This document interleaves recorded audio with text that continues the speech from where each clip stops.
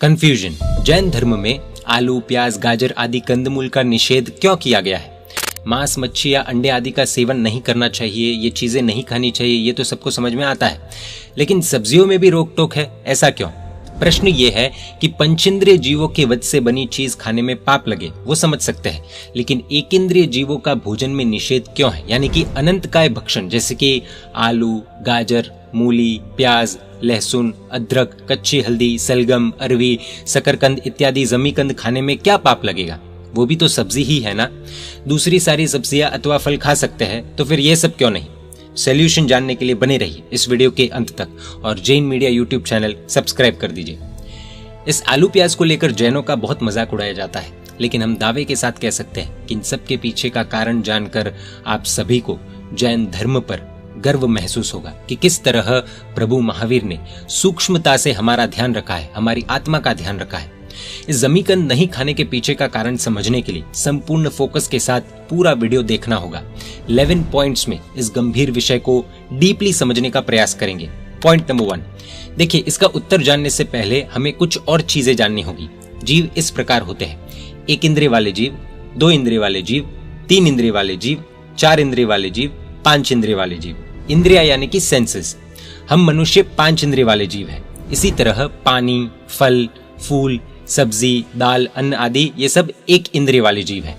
जैन धर्म में साधु साध्वी जी भगवान जब दीक्षा लेते हैं तब 1 इंद्रिय जीवों की भी हिंसा नहीं करने का व्रत ले लेते हैं, इसलिए उनका जीवन निर्दोष कहा जाता है। अर्थात वो आहार भी घर घर जाकर थोड़ा थोड़ा लेते हैं, इसलिए उसे निर्दोष आहार कहा जाता है। यानी कि जो भी भोजन बनता है वो साधु साध्वी जी भगवंतों के लिए नहीं बनता है, किसी और के लिए बनाया जाता है और उसमें से थोड़ा थोड़ा यहाँ वहां से लेकर अपना निर्दोष जीवन चलाते हैं। इसी जैन धर्म में जो दीक्षा नहीं लेते हैं वो श्रावक श्राविकाएं कहे जाते हैं। वो संपूर्ण तरीके से अहिंसा यानी कि हिंसा नहीं करने का व्रत नहीं लेते हैं, लेकिन श्रावक श्राविकाओं का प्रयास ये रहता है कि कम से कम हिंसा हो और कम से कम हिंसा में जीवन बीते।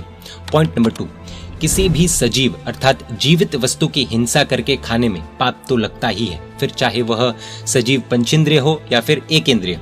लेकिन परमात्मा महावीर स्वामी के शासन में विवेक प्रधानता एवं जयणा प्रधानता जहाँ पर होती है वहाँ धर्म माना गया है। जहाँ पर विवेक एवं जयणा नहीं होती वहाँ पाप होना शुरू होता है। विवेक हमें सिखाता है कि छोटे पाप करने से बड़े पाप यदि टल सकते हो तो छोटे पाप करना सयानापन है, कॉमन सेंस है, विवेक है। इट्स लाइक स्पीड ब्रेकर बनवाने से एक्सीडेंट न हो तो स्पीड ब्रेकर बनवाने चाहिए, उसी में सयानापन है। अब यदि कोई कहे कि स्पीड ब्रेकर में इतना सीमेंट वेस्ट होता है, इतने रिसोर्सेज वेस्ट होते हैं, एक्सीडेंट होते तो होने दीजिए, लेकिन स्पीड ब्रेकर में हम इतने रिसोर्सेज वेस्ट नहीं कर सकते हैं, तो हम उसे मूर्खता ही कहेंगे। राइट। इसलिए जीवन में विवेक बहुत महत्वपूर्ण है। यही विवेक हमें मोक्ष मार्ग में हर कदम पर प्रकाश देता है और आगे बढ़ाने का कार्य जयणा करती है। पॉइंट नंबर 3, अब प्रैक्टिकल दृष्टांत से ये बात समझेंगे। प्रभु महावीर के 2 सिद्धांत समझने की यहाँ पर खास जरूरत है।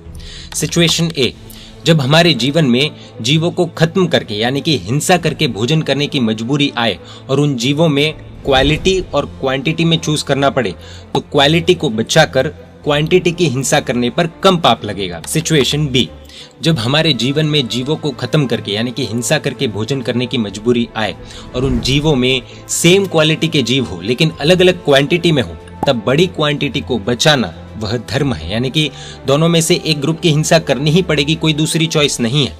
तब छोटी क्वांटिटी को बचाने के बजाय बड़ी क्वांटिटी को बचाएंगे तो वही धर्म है। सरल भाषा में कहे तो क्वालिटी जीव और क्वांटिटी जीव के बीच में हम क्वालिटी जीव को बचाएंगे और क्वांटिटी जीव और क्वांटिटी जीव के बीच में हम बड़ी क्वांटिटी को बचाएंगे।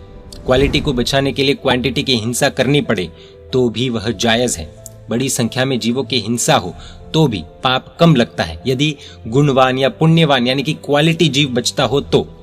दूसरी ओर यदि सेम क्वालिटी के जीव के 2 ग्रुप हमारे समक्ष हो, जिसमें एक ग्रुप की संख्या बड़ी है और एक की छोटी है, तो बड़ी संख्या में जीव मारने पर पाप ज्यादा लगता है, क्योंकि हमने वहां पर विवेक का उपयोग नहीं किया। और छोटी संख्या वाले जीवों की हिंसा से काम चल सकता था, तो बड़ी संख्या में जीवों की हिंसा करने की आवश्यकता क्या थी?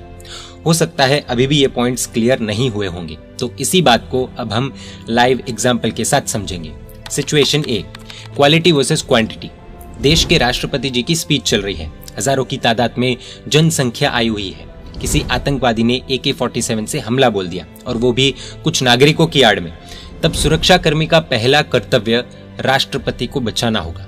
भले ही उस जनता की आड़ में छिपे आतंकी को मारने में आम आदमी की जान के साथ खेलना भी पड़े, एक राष्ट्रपति को बचाने के लिए 20 से 22 नागरिकों की जान भी जाए तो भी वह सुरक्षाकर्मी 20 से 22 नागरिकों को न बचाकर राष्ट्रपति को बचाएंगे। राष्ट्रपति क्वालिटी जीव है क्योंकि वो एक पद पर विराजित है, देश के राष्ट्रपति है।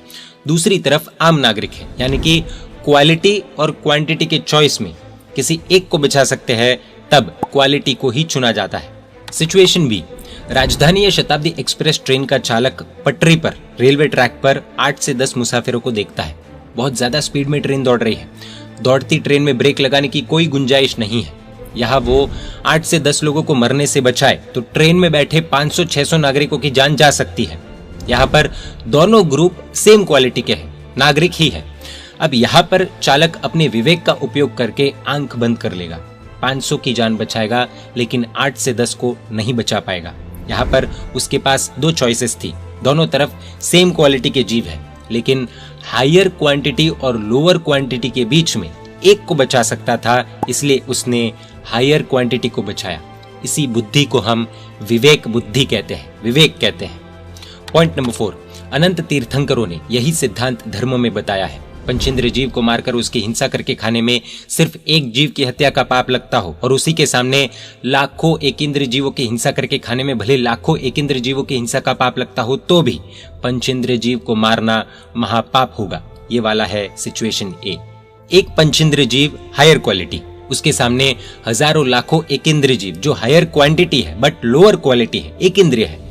अर्थात व्यक्ति एक हाथी को मारकर खाए और कहे मैंने सिर्फ एक जीव की हत्या की है, और दूसरी तरफ एक व्यक्ति अनेकों सब्जियां खाए जिसमें हजारों लाखों एकेंद्रीय जीवों की हिंसा हुई हो, तो इस सिचुएशन में हाथी को मारकर खाने वाले को ज्यादा पाप लगेगा क्योंकि उसने विवेक का उपयोग नहीं किया।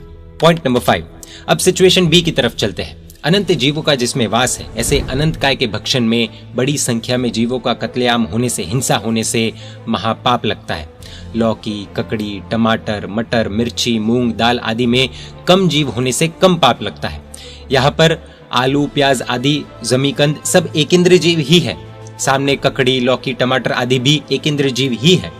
अर्थात दोनों सेम क्वालिटी के जीव है, लेकिन दोनों में क्वांटिटी अलग है। तब हमारा विवेक हमसे कहेगा कि कम क्वांटिटी वाले जीव की हिंसा से यदि काम चलता हो तो क्यों ज्यादा क्वांटिटी वाले जीव की हिंसा करना। पॉइंट नंबर 6, अब प्रश्न उठ सकता है कि दोनों एकेंद्रीय जीव है ना, तो दोनों में रहे जीव भी सेम क्वांटिटी के होंगे, अर्थात जितने जीव ककड़ी में हैं उतने या उससे थोड़े बहुत ज्यादा आलू प्याज में होंगे। ज्यादा क्वांटिटी का थोड़ी कोई ज्यादा फर्क होगा। एकदम सही प्रश्न है। इस प्रश्न का उत्तर जानते हैं। देखिए, 2-5 हजार जीवों का अंतर होता तो शायद इतनी मगजमारी कोई नहीं करता, लेकिन हमें जानकर हैरानी होगी कि परमात्मा ने अपने केवल ज्ञान में देखा है और हमें बताया है कि आलू, प्याज, गाजर आदि अनंत काय के पिंड है, अर्थात इसमें अनंत जीव है। पॉइंट नंबर 7, अनंत जीव मतलब कितने? अनंत मतलब हम गिन नहीं सकते उतने। इसको एक एग्जाम्पल के साथ शायद मैच करने का ट्राई करते हैं। एक आलू में यदि सुई डालकर निकाली जाए और उस सुई में जितना आलू चिपका हो, सिर्फ उस सुई के अग्रभाग पर चिपके हुए आलू में जितने जीव है, उन जीवों को यदि राई का स्वरूप दे दिया जाए, राई के दाने, तो पूरा अर्थ, पृथ्वी भर जाए और ऐसे करोड़ों अरबों अर्थ राई से भर जाए, उससे भी कई गुना ज्यादा जीव सिर्फ सुई के अग्रभाग में रहे हुए आलू में होते हैं। अब सोचिए, इस पृथ्वी में कितने राई के दाने फिट होंगे? हम कितने राई के दानों से भर सकते हैं इस पृथ्वी को? अब सोचिए, करोड़ों पृथ्वियां कितने राई के दानों से भर सकते हैं? इससे भी कई गुना ज्यादा जीव सिर्फ सुई के टिप पर चिपके हुए जमीकंद में होते हैं। रोंगटे खड़े हो जाते हैं ये सब सुनकर।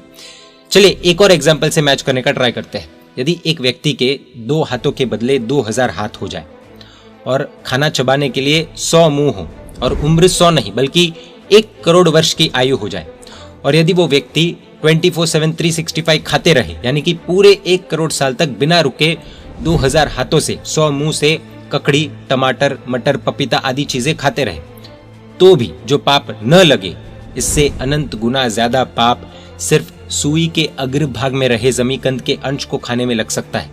तो सोचिए, पूरे एक जमीकंद को, यानी कि पूरे एक गाजर को, आलू को, प्याज को खाने में कितने जीवों की हिंसा होगी।